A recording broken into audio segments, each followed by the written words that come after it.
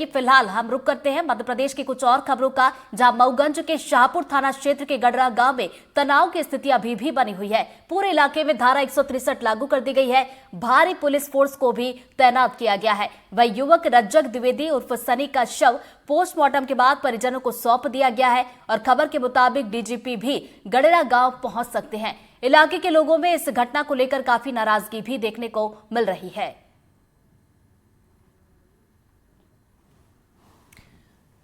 तो देखिए, मऊगंज से ये तस्वीरें आप तक पहुंचा रहे हैं। तनाव की स्थिति अभी भी बनी हुई है, जिसके बाद पुलिस फोर्स बड़ी संख्या में मौके पर तैनात किया गया है ताकि किसी तरह की कोई अप्रिय घटना ना हो। मऊगंज जिले का शाहपुर थाना, जी हाँ, कल इसी थाना अंतर्गत एक ऐसी घटना निर्मित हुई जो एक रूह कपा देने वाली बात सामने निकल कर आई, जिसमें जिला प्रशासन से लेकर प्रदेश स्तर तक तहलका मचा दिया। हम मऊगंज के ग्राम पंचायत रामनगरी के ग्राम गढ़रा गांव में हैं, जहां कल दोपहर में शाहपुर थाना को एक सूचना मिलती है कि हमारे एक युवक को जो है अगवा करके मारपीट की जा रही है। इसी गांव के दो पक्षों में एक ज़मीनी विवाद था, जिसकी ज़मीनी विवाद को लेकर दो पक्ष आपस में रंजिशन काफ़ी दिनों से पूरा सुनियोजित तरीके से प्री प्लान करके ऐसी घटना को अंजाम देते हैं जो आसपास के क्षेत्र में एक हड़कंप मचा देता है। एक युवक जो 30 वर्षीय है, जिसका नाम रहता है रज्जक द्विवेदी, पिता रजनीश द्विवेदी, उम्र 30 वर्ष, कल 11-12 बजे दोपहर उस युवक को अगवा किया जाता है यहाँ के ग्रामीणों के द्वारा।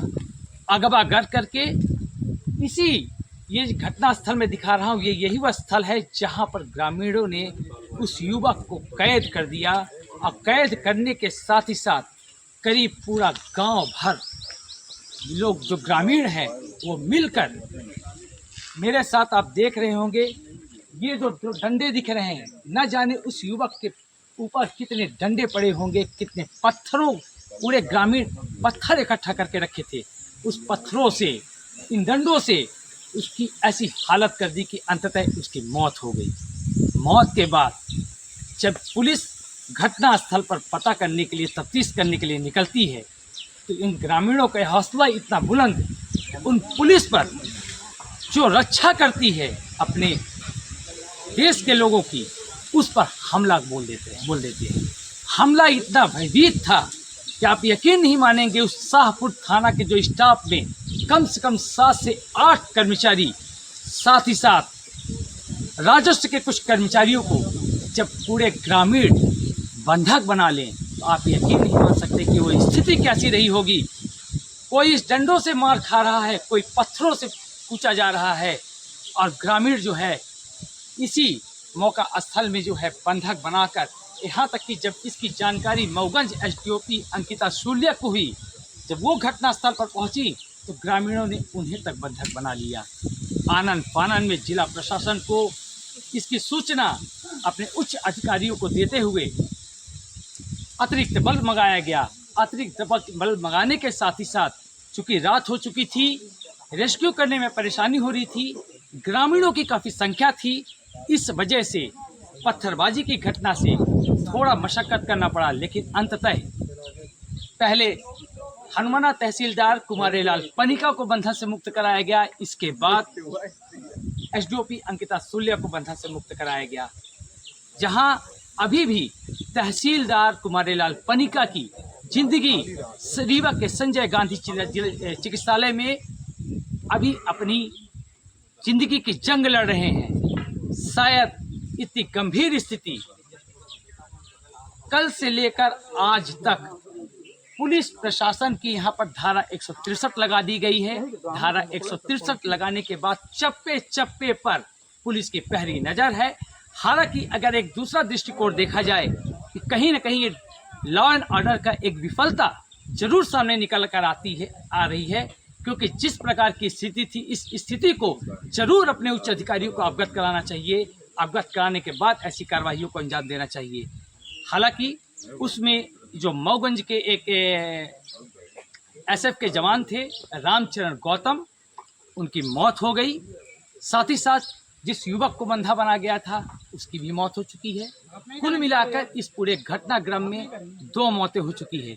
पूरे गांव में सन्नाटा पसरा है। धारा 163 लगी है। गांव का कोई भी व्यक्ति बाहर नजर नहीं आ रहा है। चप्पे चप्पे पर पुलिस की पहली नजर है। आप मेरे साथ विजुअल में देख रहे हैं, पूरा गांव एक पुलिस छावनी में तब्दील है। शायद ऐसी घटना की पुनरावृत्ति दोबारा न हो, इसी को मद्देनजर रखते हुए एहतियात दिए गए हैं, सख्त निर्देश दिए गए हैं। यहाँ तक कि भोपाल से डीजीपी ने एक्स में ट्वीट करके शोक संवेदनाएं व्यक्त की है। साथ ही साथ जो यहाँ रीवा रेंज के आईजी साकेत पांडे जी हैं, वो भी मौका स्थल पर पहुंचकर जो घायल हैं उनको ढांढस बंधाया है, जल्द स्वस्थ होने की कामना की है। साथ ही साथ ऐसे आरोपी जो इस पूरे मामले में संदिग्ध हैं, उन पर कड़ी से कड़ी कार्रवाई की जाएगी। मऊगंज से एनडीटीवी के लिए बिमलेश द्विवेदी। घटना के बाद जिस प्रकार से ग्रामीण उग्र हुए थे, हमारे साथ कुछ स्थानीय निवासी हैं, हम उन्हीं से जानते हैं। पुलिस वाले के साथ मारपीट भई, अपना का हम वो समय में हम यहीं रहे, घर रहे। जब वहाँ मारपीट हो लगे तो कहे लगे अरे मारपीट हो रहा है, मारपीट हो रहा है। तो हम कहेंगे यार कैसा हुई बड़ा बड़ा आई है, बड़ा कबो नहीं आई गाँव में, आप कैसा ना आई है। कौन सा थे जैन खड़े रहे, ऐसे सब भगाते रहे, सब हो चले आने ही खड़ा हो गए साहब। बस कौन भग रहा था?